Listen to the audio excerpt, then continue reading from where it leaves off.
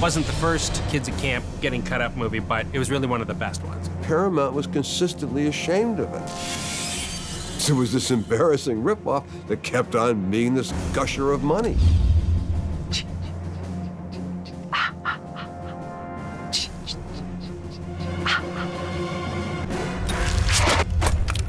Number 3. Imagine a world in which you're a little kid and there's a monster under the bed, and your mother comes in and says, look, there's no monster under the bed, and then you go to sleep. But in this movie, there is a monster under the bed. There's somebody in the closet or somebody in the shadows. Camping with your friends at a lake, and some crazy person comes. That's scary. Anybody who watches Friday the 13th, in their memory, they just go, Jason is the killer. But, is he? No. Nope. Who's the killer then? It's Jason's mother. And then the sequels just picked up, without really explaining it, that Jason lived. I was very hard to convince that using Jason was a very good idea. I mean, it shows how incredibly dumb I was. Oh, well, all right, we'll do the Jason character. We'll see how that works out. Part 2 introduced Jason as the killer, but he had the sack over his head, which isn't as iconic.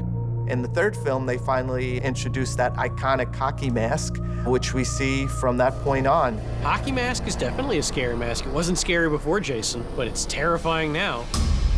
There's something genius about the hockey mask. The first thing you see in a darkened room is going to be this white shape coming towards you. He seems invincible and anonymous and omnipotent and all the things that as individual human beings we're not. So that's inherently terrifying. He's able to take bullet hit after bullet hit, and stabbed and punched and poked, but I guess that's just a sense of evil, and evil cannot be killed. There's something really punk about Jason. He's like the Energizer Bunny.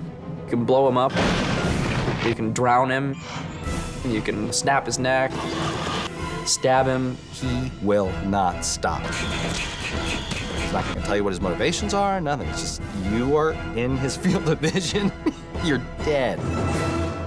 Wanted to be left alone and just do his own thing. And then these kids came into his area and he kind of gets backed into a corner and is forced to murder them profusely.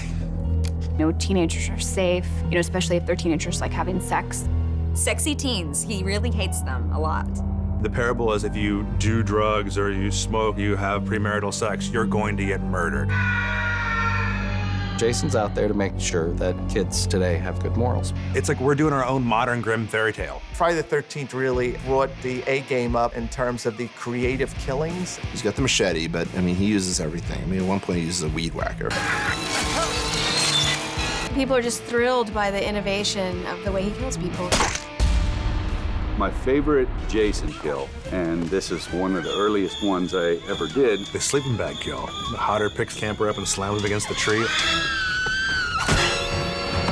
It was shocking. You didn't really know what was going to happen at the time. I pick her up in the sleeping bag, slam her against a tree, and just walk away. He doesn't even move that quickly, but he still manages to catch all these hapless victims somehow. I don't see how you're walking with such purpose. You're ever gonna catch up to someone who's running. I guess maybe he just counted on them tripping a lot. It'd be ludicrous that he never runs and they take off like a bat out of hell and he still catches them. I don't really care that it doesn't make sense. I just don't think it's scary to see Jason running, so I never did a shot run. Jason was the original power walker. My main focus was to make it look natural. I didn't want to look like I was acting. Language is only 10% of communication. You can still be in the moment and commit to whatever's happening in the scene, and that energy will transfer through the mask and be caught on camera.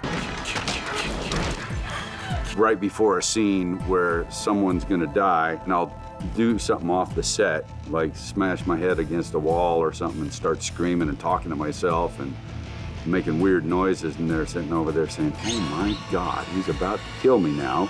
And he looks like he's really into it so much, so now they're on edge, and I think it's more convincing by the time we roll the cameras. And even if it isn't more convincing, it's entertaining for me, and that's the most important thing. Kane Hodder is a big part of why the character has been so popular. Maybe sounds crazy, but absolute honor that character I watched for years, and now I'm playing that character. That is crazy. So I'm going to do everything I can to do it justice and have fun with it and try and make it as good as I could. I never, ever expected a series to come out of it, or that ultimately Jason would become iconic. And never dreamed that.